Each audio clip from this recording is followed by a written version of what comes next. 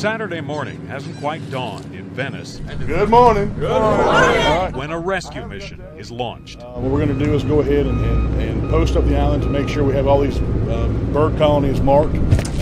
Staffers from the National Wildlife Refuge get reinforcements. 18 biology students from SLU set out on a 45-minute boat ride to Breton Island. Biology majors are, by definition, nature lovers. On this morning, nature provides some lagniappe. The sudden appearance of dolphins delays the trip.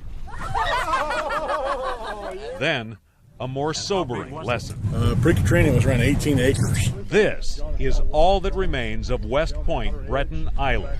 Barely a sandbar. Probably had 8 or 9 feet elevation right here.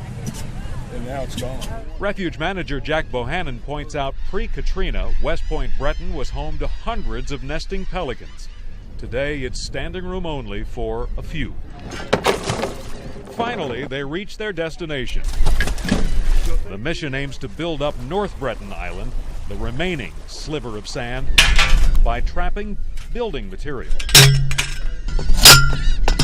The students spend the day driving posts, stringing wire, stretching burlap. Low tech? Maybe, but effective. What you're really trying to do is get a foothold. Right. It's a starting point. The new fences will catch enough sand to build 2 or 3 foot speed bumps that will hopefully grow into larger dunes. The last ones they put out were a year ago and they're already down. So they've caught enough sand to lay these poles down in 1 year. So that's pretty impressive. Grad student Chris Carroll organized the trip, partly out of concern for flood protection, partly for the brown pelicans running out of real estate. I mean, we've already lost them once earlier, and we don't want to lose them again. We're at the southern end of the island, which now encompasses about 30 football fields in size. If you look way in the distance, you'll see those breakers. The island once extended that far out, with elevations of about 12 feet. It's now open bay. This entire island once stretched for 5 miles. These barrier islands, they roll towards shore, kind of like tractor tread, and every time they roll, they leave sand behind them. 40 miles to the southwest, work crews are mining that sand, using a dredge to build 2.5 miles of beach and a few hundred acres of wetlands. How new is this?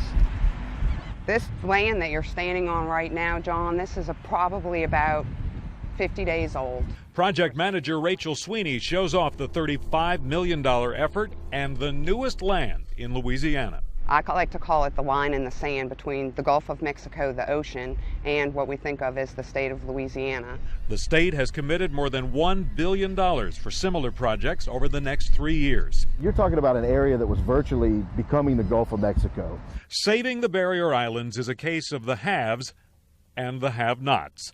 The Chandeleur Islands and Breton are not included in any of the Corps of Engineers' options for Category 5 protection. The Corps deems them too far from land. What we were looking for and focused on was level of risk reduction. How effective can we be in reducing people's risk? Corps computer models find that the Chandeleurs knock down a surge, but storms regain strength before they strike land.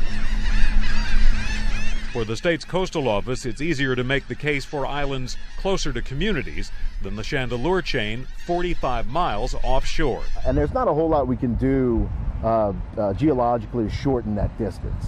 The Corps says the Chandeleur Islands might be restored for other reasons, habitat, for example. But a comprehensive plan could cost a couple $100 million. I think it's been estimated with USGS we have approximately 30 years of life left in these islands in this entire chain. Coastal officials are justifiably excited about finally turning dirt. Nobody likes to talk about which parts of Louisiana they may be forced to write off.